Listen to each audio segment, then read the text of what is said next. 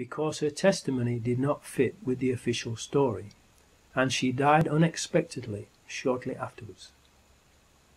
However, other witnesses also reported a second explosion on the bus. Richmal's and other witnesses' testimonies would account for pre-planted explosives and a bomb being planted later on 7/7/2005. What we can be certain about, though, is that, either on the bus or elsewhere, Hasib Hussain, like the other 3 Muslim patsies, was murdered. 7th chapter title: Pre-planted explosives.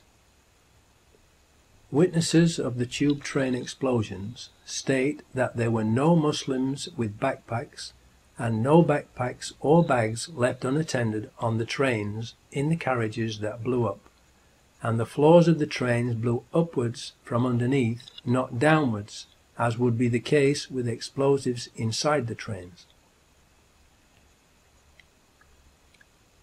Explosives under the train floors, powerful enough to rupture the carriage floors and bend them upwards, would also lift the carriages up off the rails and derail them, as did happen.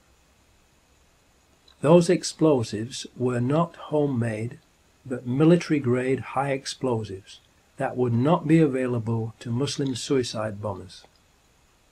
The official story was that they used homemade explosives, which has later been proven to be a lie.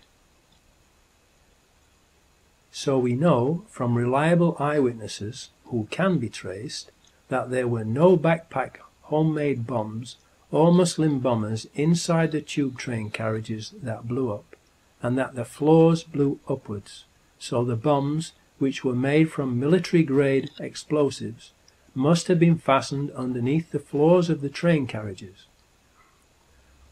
Only people having access to the tube trains during the times that the trains were not running would be able to plant those bombs under the train floors. Benjamin Netanyahu, the Israeli finance minister, said that he was warned by Scotland Yard not to leave his hotel room on the morning of 7/7/2005 before the first explosion was reported, implying that they had foreknowledge of the plan. Scotland Yard then quickly denied being the ones who had provided the warning, but have not told us who did warn Netanyahu if they did not. Why was Benjamin Netanyahu warned, but not the British people who pay their wages and whom they are paid to protect? Was it because it would have spoiled their evil plan to murder British people, to change the nation's mind about British troops fighting in the Middle East? 2 weeks later, the head of the Israeli Mossad, General Meir Dagan, said that he had warned Benjamin Netanyahu at 08:40 a.m. on 7/7/2005, 10 minutes before the first blast occurred.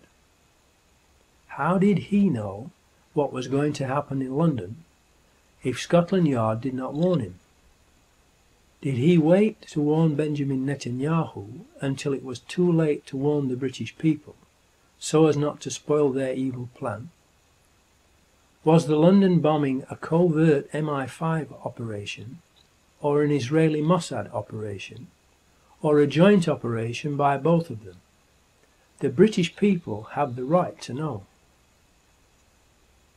Tony Blair said on the day of the explosions that "we know this was done in the name of Islam," when there was no proof whatsoever of who had done it, therefore indicating he possibly had foreknowledge of the plan and who they intended to blame and the reason why they were going to blame the Muslims.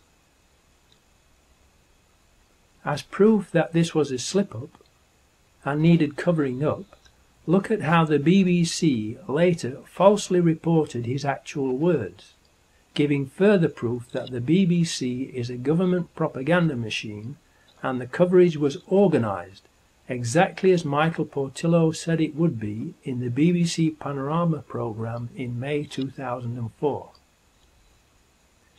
Later that same day, Ephraim Halevi, a former head of the Israeli Mossad, wrote in an article published on the Jerusalem Post website at 18:10 p.m. London time that the attacks had been carried out simultaneously with near-perfect execution. How did he know they had only been near-perfect? How could he have known what the perfect results should have been in order to know that the actual results were not perfect, unless he was in on the plot? How many more people had they intended to murder in order for it to be considered perfect execution? How did he know, at least 2 days before the London authorities released the information on the 9th of July, that the bombs were detonated simultaneously, unless he was in on the plot?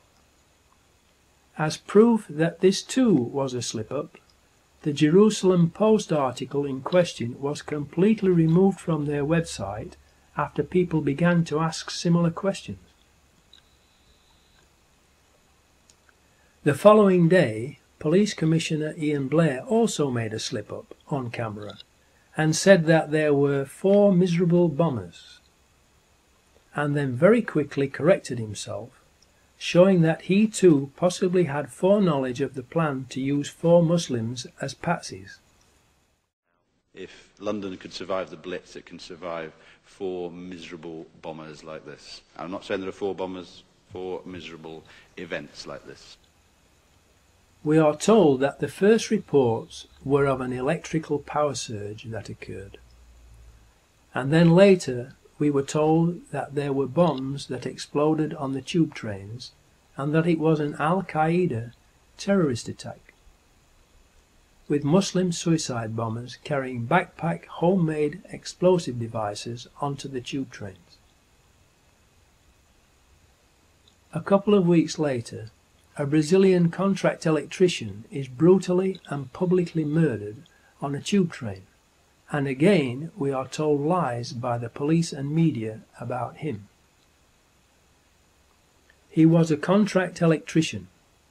For whom had he been working, and what had he been working on in the days leading up to the 7th of July 2005?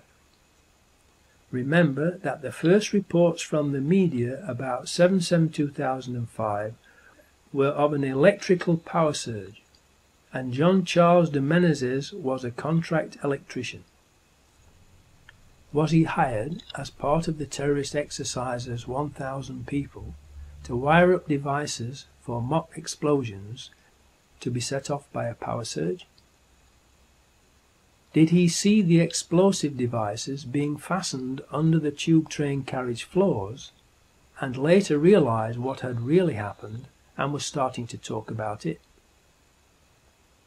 Did they, the hierarchy enslaving you, publicly execute him to shut him up and as a warning to others to keep their mouths shut? We have been unable to find out where he worked. We know about his cousins who live in London and his family coming over from Brazil, but we do not know where he worked. Why? Who is the person calling himself Richard Jones and claiming to have been next to the suicide bomber on the bus and a witness to the bus bombing? And why did he tell so many lies?